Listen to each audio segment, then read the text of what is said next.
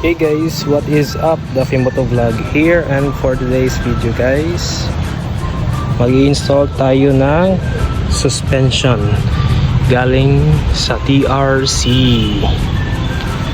And ito yung fully adjustable na suspension guys for Raider 150 carb and FI. And yung gamit natin ngayon is stock lang guys, kasi yung old na suspension natin guys is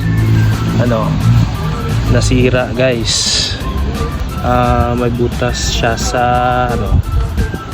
sa hose niya, kaya ngayon nag-order tayo sa TRC ng bagong suspension and ikakabit natin ngayon guys.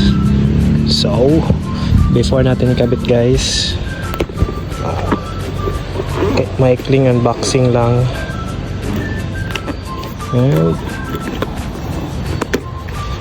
ito siya guys, black and silver. So start na natin ikabit guys, let's go. So guys, nabaklas na pala natin yung cover ng motor, and ito na yung stock shop natin. And may bisita pala tayo guys, si Cafe Racer Moto. Yay!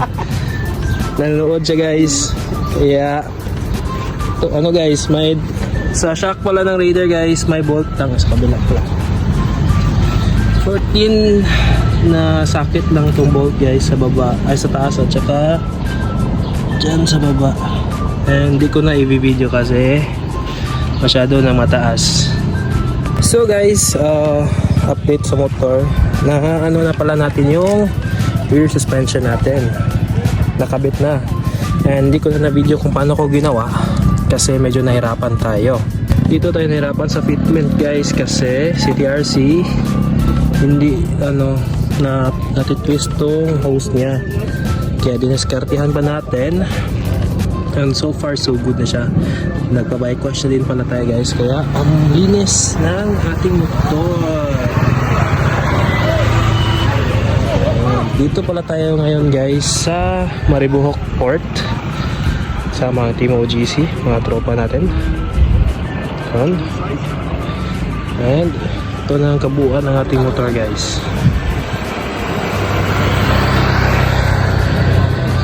So sa short ride ngayon guys, na gamit ko yung TRC papuntang Maribojoc. So far so good, walang problema siya guys, gumagana lahat ng settings. And siguro gagawan ko din ng in-depth na review yung suspension guys, maybe soon pag may biyahe o may time.